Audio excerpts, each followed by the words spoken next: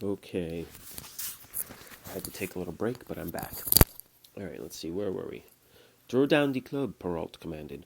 Francois complied, whereupon Buck trotted in, laughing triumphantly, and swung around into position at the head of the team. His traces were fastened, the sled broken out, and with both men running, they dashed out onto the river trail. Highly as the dog driver had forevalued Buck, with his two devils, he found, while the day was yet young, that he had undervalued. At a bound, Buck took up the duties of leadership, and where judgment was required and quick thinking and quick acting, he showed himself the superior even of Spitz, of whom Francois had never seen an equal. But it was in giving the law and making his mates live up to it that Buck excelled. Dave and Sol-leks did not mind the change in leadership. It was none of their business. Their business was to toil, and toil mightily, in the traces. So long as that was not interfered with, they did not care what happened.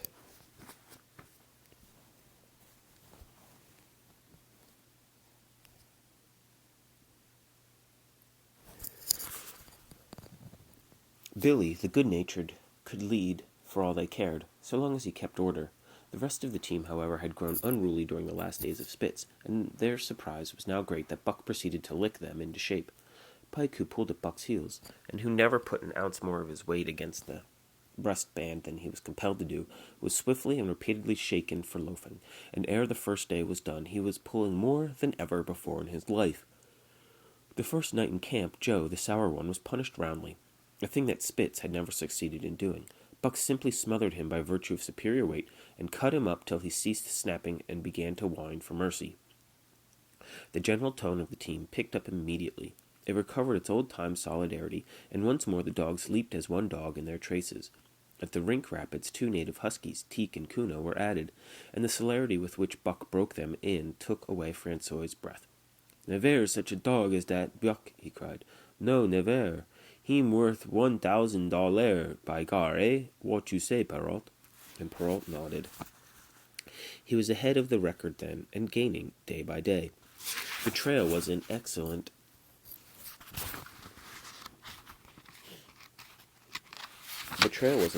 condition, well packed and hard, and there was no new fallen snow with which to contend.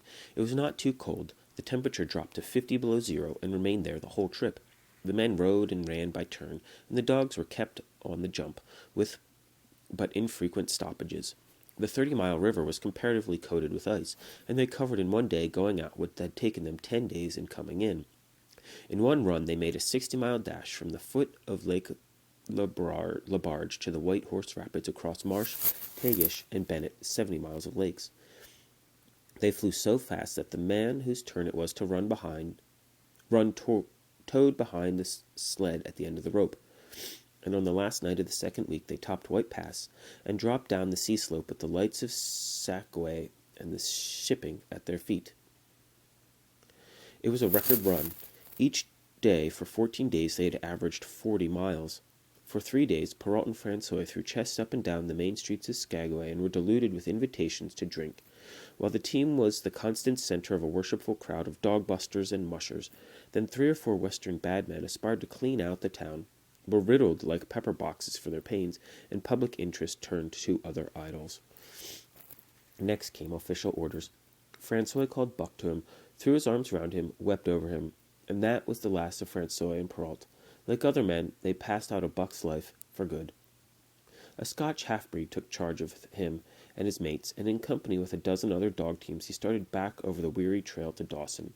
It was no light running now, nor record time, but heavy toil each day with a heavy load behind, for this was the main train, carrying word from the world to the men who sought gold under the shadow of the pole. Buck did not like it, but he bore up well to the work, taking pride in it after the manner of Dave and Sol-leks, and seeing that his mates, whether they prided in it or not, did their fair share. It was a monotonous life, operating like machine-like regularity. One day was very like another. At a certain time each morning the cooks turned out, fires were built, the breakfast was eaten. Then, while some broke camp, others harnessed the dogs, and they were under way an hour or so before the darkness fell, which gave warning of dawn. At night camp was made. Some pitched the tents, others cut firewood and pine boughs for the bed, and still others carried water or ice for the cooks. Also, the dogs were fed. To them, this was the one feature of the day. Though it was good to loaf around, and after the fish was eaten for an hour or so with other dogs, of which there were 50 and odd. There were fierce fighters among them, but 3 battles with the fiercest brought Buck to mastery, so that when he bristled and showed his teeth, they got out of his way. Best of all, perhaps, he loved to lie near the fire. Hind legs crouched under him, forelegs stretched out in front, head raised, eyes blinking dreamily at the flames. Sometimes he thought of Judge Miller's big house in the sun-kissed Santa Clara Valley, and of the cement swimming tank, the Yesabo, and Mexican hairless, and Toots, and Japanese pug. But oftener he remembered the man in the red sweater, the death of Curly, the great fight with Spitz, and the good things he had eaten or would like to eat. He was not homesick. The Sunland was very dim and distant, and such memories had no power over him. Far more potent were the memories of his heredity that gave things he had never seen before a seeming familiarity, the instincts, which were but memories of his ancestors, become habits, which had lapsed into latter years, and still later in him quickened and became alive again. Sometimes, as he crouched there, blinking dreamily at the flames, it seemed that the flames were of another fire, and that as he crouched by this other fire, he saw another and different man from the half-breed cook before him. This other man was shorter of leg and longer of arms, with muscles that were stringy and knotty rather than round and swelling. The hair of this man was long and matted, and his head slanted back under it from the eyes. He uttered strange sounds, and seemed very much afraid of the darkness, into which he peered continually, clutching in his hand, which hung midway between knee and foot, a stick, with a heavy stone made fast to the end. He was all but naked, a ragged and fire-scorched skin hanging part way down his back, but on his body there was much hair. In some places across his chest and shoulders and down the outside of his arms and thighs it was matted almost into a thick fur. He did not stand erect, but with trunk inclined forward from the hips, on leg that bent at knees. About his body there was a peculiar springiness, or resiliency, almost cat-like, and a quick alertness, as of one who lived in perpetual fear of things seen and unseen. At other times this hairy man squatted by the fire with his head between his legs and slept. On such occasions his elbows were on his knees, his hands clasped above his head as though to shed rain by the hairy arms. And beyond that fire, in the circling darkness, Buck could see many gleaming coals, 2 by 2, always 2 by 2, which he knew to be the eyes of great beasts of prey, and he could hear the crashing of their bodies through the undergrowth, and the noises they made in the night.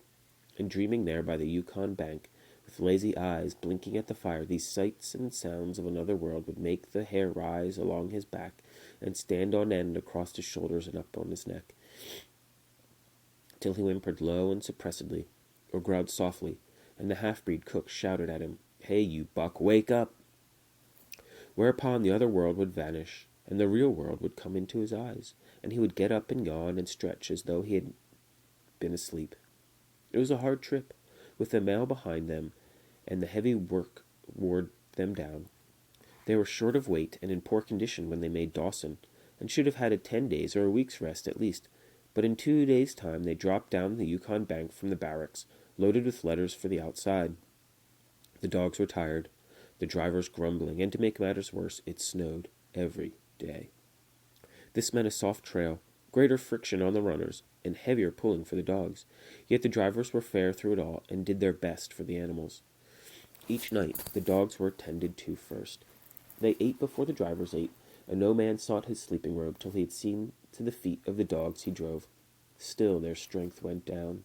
Since the beginning of the winter they had traveled 1,800 miles, dragging sleds the whole weary distance, and 1,800 miles will tell upon life of the toughest.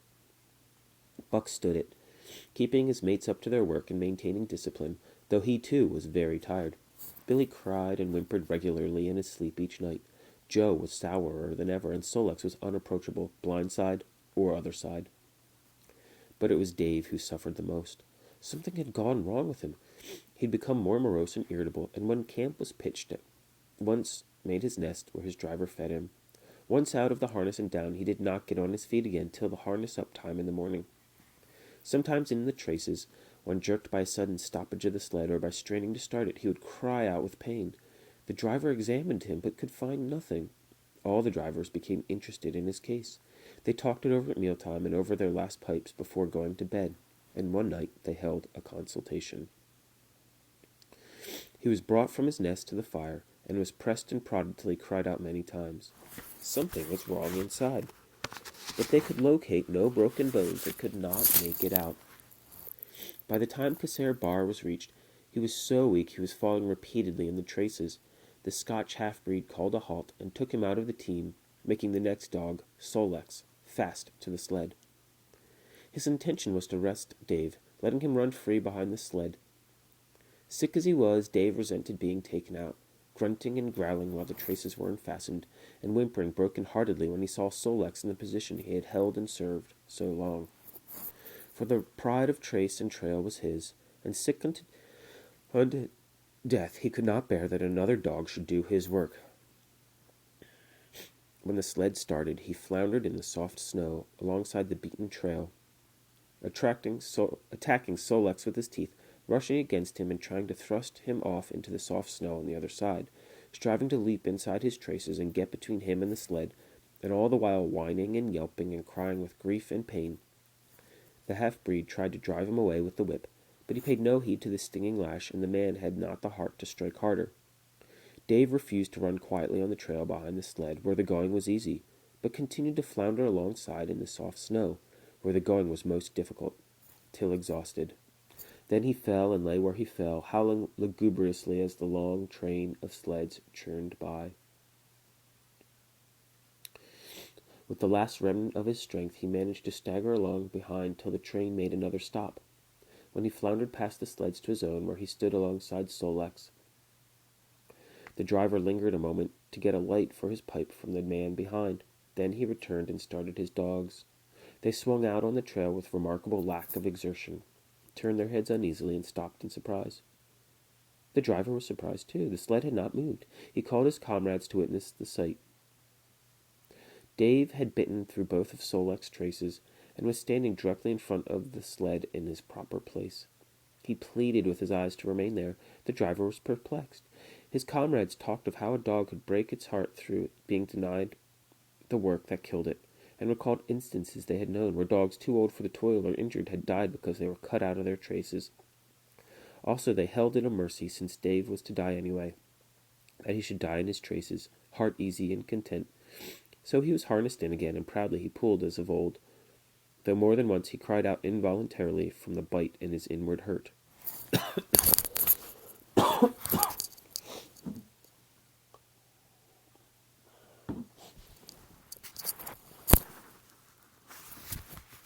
Several times he fell downward and was dragged in the traces, and once the sled ran upon him, so that he limped thereafter on one of his hind legs. But he held out till camp was reached. When his driver made a place for him by the fire, morning found him too weak to travel. At harness-up time he tried to crawl to his driver. By convulsive efforts he got to his feet, staggered, and fell. Then he wormed his way forward slowly toward where the harnesses were being put on his mates. He would advance his forelegs and drag up his body with a sort of hitching movement, where he would advance his forelegs and hitch ahead again for a few more inches. His strength left him, and the last his mates saw of him he lay gasping in the snow and yearning toward them.